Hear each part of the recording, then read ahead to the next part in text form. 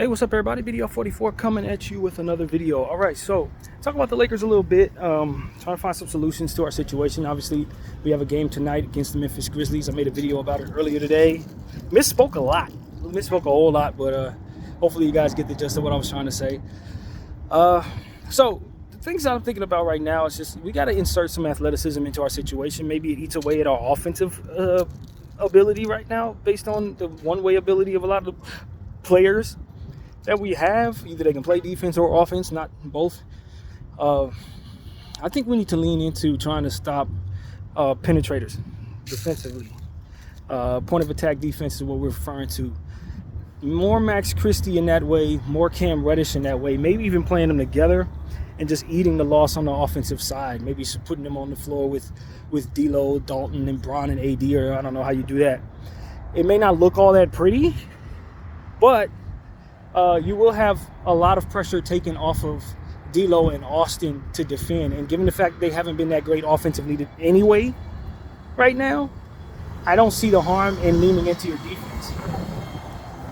Instead of just letting your best players, kind of be left out to dry defensively. Bron and AD are being left out to dry because of the penetrating ability of players we're going against, who are, faced with only D'Lo and Austin in front of them. It's just not enough.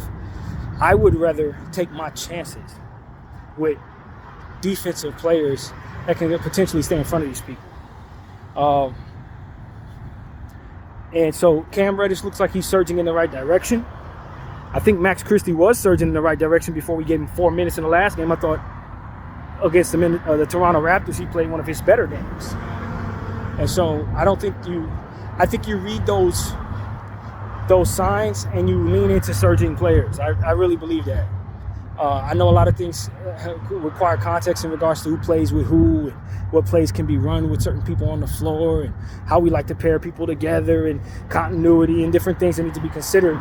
But I'm kicking all of that down the street for the sake of stopping the bleeding on something that's continuing to make us bad. You know what I mean? That's eating away at our ability to be competitive. And when you consider who we face tonight, Ja Morant, I don't care to see D'Lo and Austin in front of him for too long tonight. I really don't. I'm going to get irritated very quickly if we have those players in front of Ja Morant tonight. Don't do it.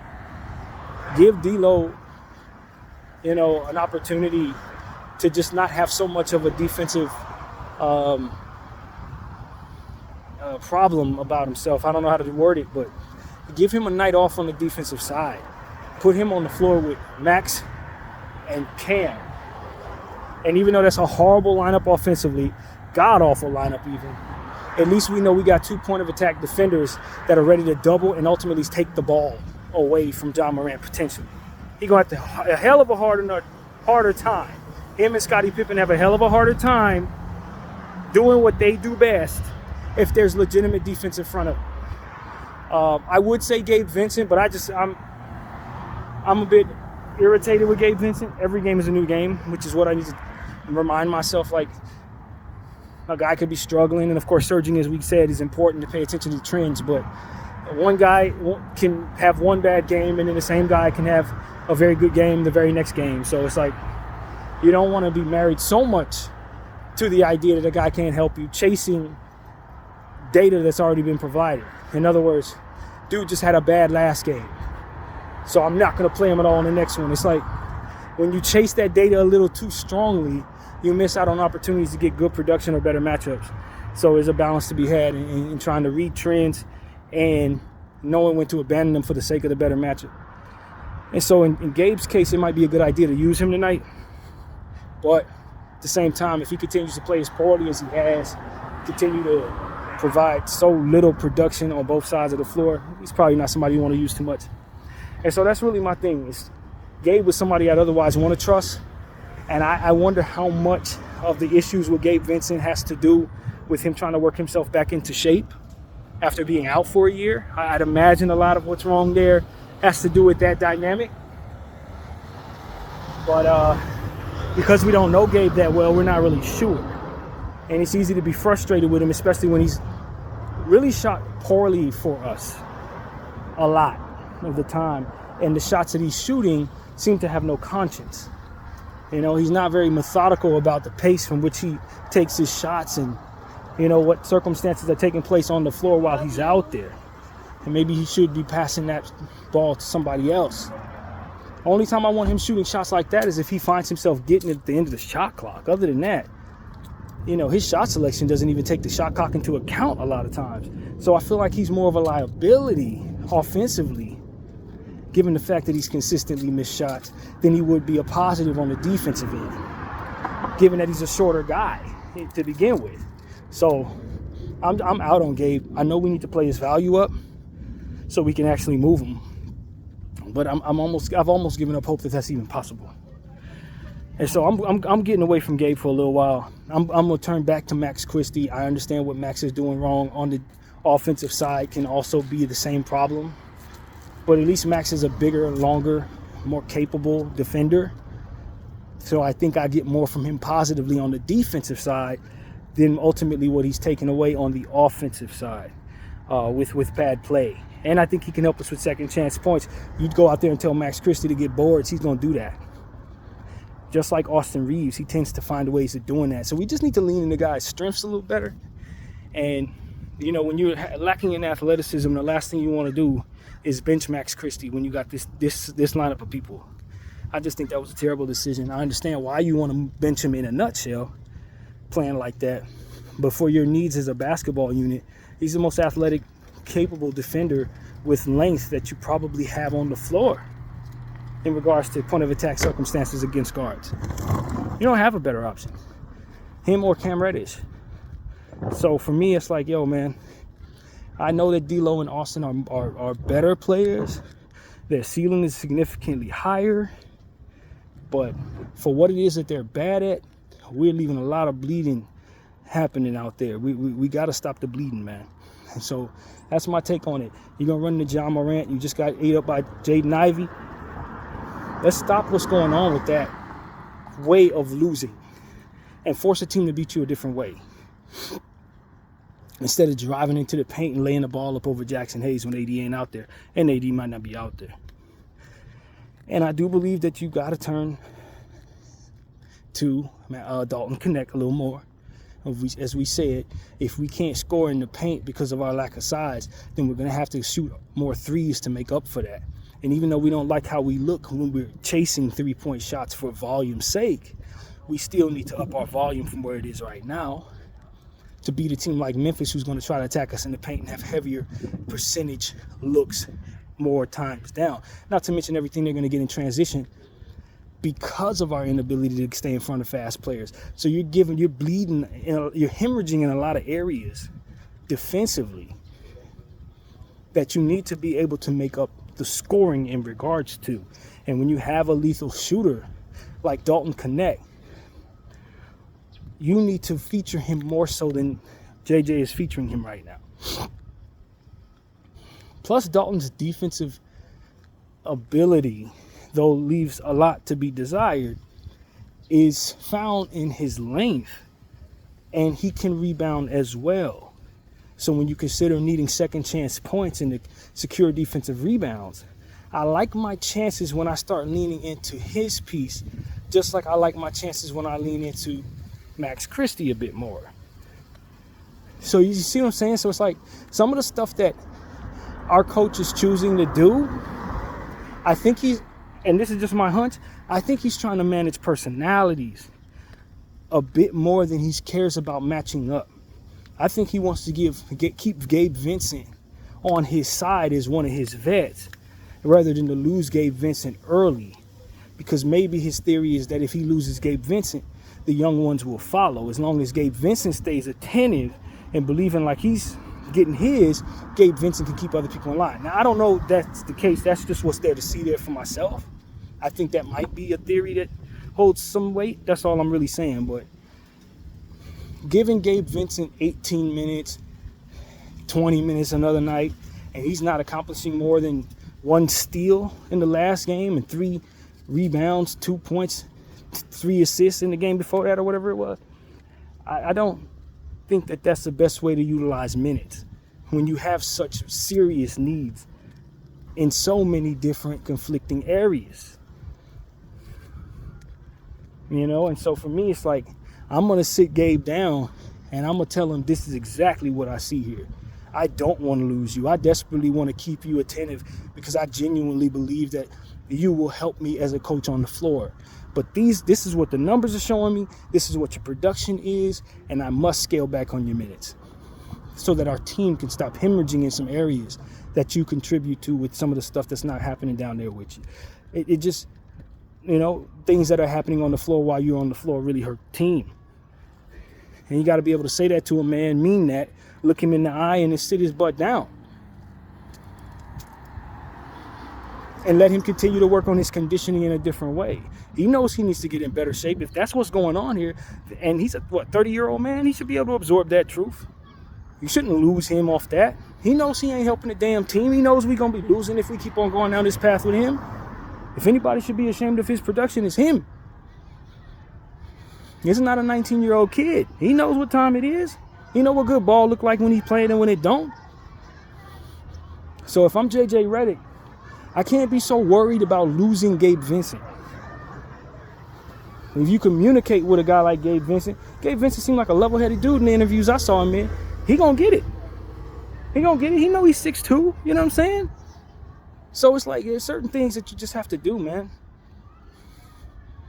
Like, Gabe, what I need you to do right now is coach these young guys. Stay in Max's ear. You know what I'm saying? Be a leader and an extension of myself.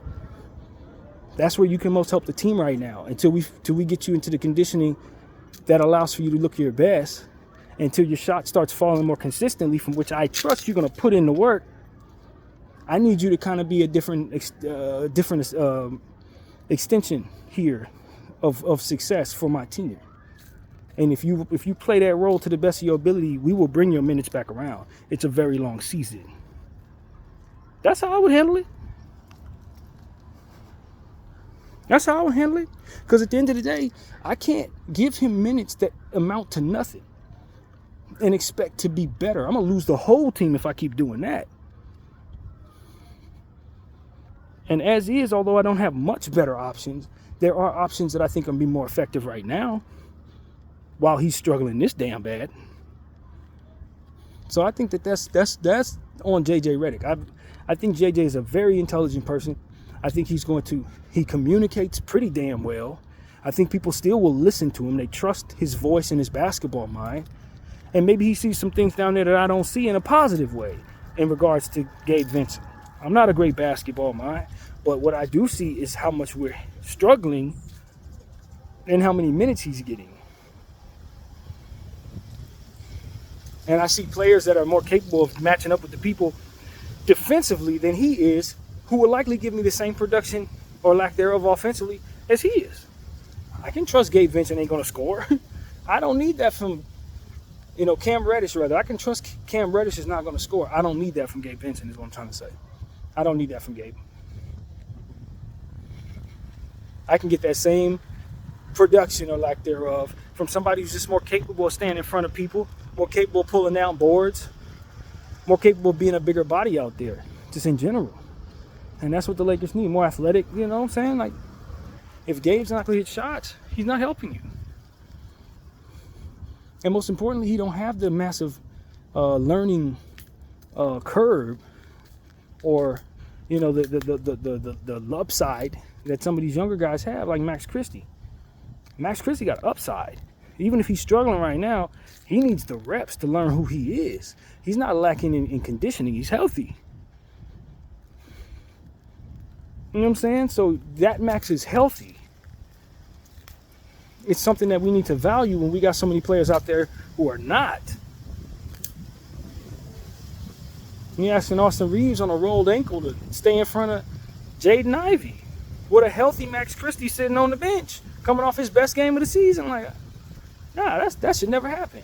Whatever you're looking at that leads you to making that decision, you need to stop looking at. That's what I tell JJ Redick. Whatever the hell metric told you to do that, that's the metric you need to throw in the trash.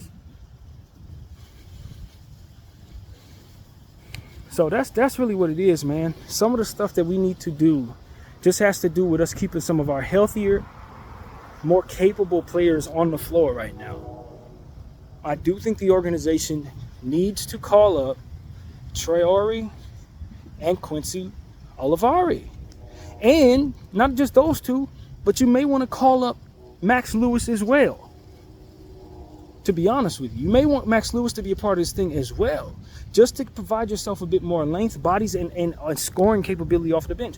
See, the Lakers are having trouble scoring off the bench, as we've been talking about. But Max Lewis is a scorer. Quincy Olivari is a scorer.